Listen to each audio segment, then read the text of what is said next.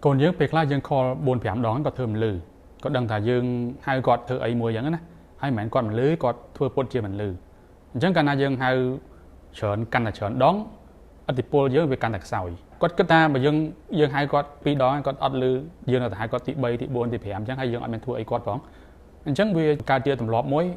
gọt bạch thơ lử vào từ về lò chiềng hai bạch chẳng bạch thưa tạm dương á gọt thưa ấy là gọt chẳng thưa hay du tới việc lại chia tầm lọp chắcខ្ញុំ សុំ ជូន វិធី សាស្ត្រ 4 ចំណុច ដើម្បី ទាញ អារម្មណ៍ កូន ហើយ ជា ពិសេស ឲ្យកូន យក ចិត្ត ដាក់ នៅ អ្វី ដែល យើង ប្រើ គាត់ ធ្វើ កុំ ឲ្យ គាត់ ចេះ តែ ធ្វើ ពុត ឬ ក៏ យក លេស ធ្វើ មិន លឺ ទី 1 បើ យើង ចង់ ឲ្យ គាត់ ធ្វើ អី ហើយ មិន ចង់ ឲ្យ គាត់ យក លេស ធ្វើ ជា មិន លឺ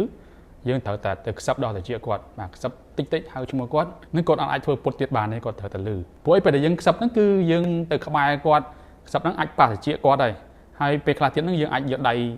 គៀក ស្មា គាត់ ទៀត អញ្ចឹង គាត់ មិន អាច ធ្វើ ពុត ថា មិន លឺ បាន ទេ ហើយ ការ ដែល ខ្សឹប នេះ គឺ សម្រាប់ ក្មេង គឺជា ការ ដាក់ ទឿន មួយ ល្អ ជាង ការ ហៅ ពី ចង្អាយ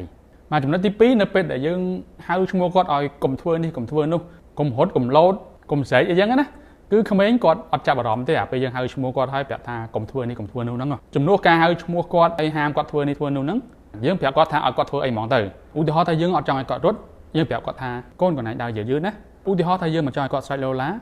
យើង អត់ ប្រាប់ គាត់ ថា កុំ ស្រែក ឡូឡា ទេ យើង អាច ជំនួស មក វិញ ដោយ ពាក្យ ថា កូន និយាយ តិច បាន ហើយ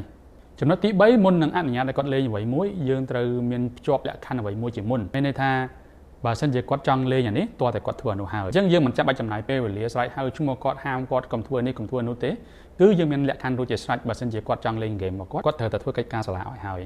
ចំណុច ទី 4 ជំនួស នៅ ការ បង្គាប់ បញ្ជា អ្វី មួយ ដល់ គាត់ យើង ត្រូវ ផ្ដល់ ជម្រើស 2 ឲ្យ គាត់ ក្មេង គាត់ មិន សូវ ចូល ចិត្ត យើង បង្គាប់ បញ្ជា គាត់ ធ្វើ អ្វី មួយ ទេ ឧទាហរណ៍ ថា យើង បញ្ជា គាត់ ឲ្យ ទៅ រៀបចំ កាតាប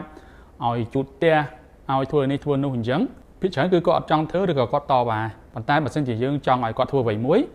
យើង អាច ផ្ដល់ ជា ជម្រើស 2 ឲ្យ គាត់ រើស មួយ ក្នុង ចំណោម 2 ហ្នឹង អញ្ចឹង គាត់ នឹង ចូល ចិត្ត ជាង ឧទាហរណ៍ ថា បើ យើង ចង់ ប្រើ គាត់ ឲ្យ រៀបចំ របស់ លេង ទុក កន្លែង ដើម វិញ យើង អាច ឲ្យ ជម្រើស គាត់ 2 យើង អាច សួរ គាត់ ថា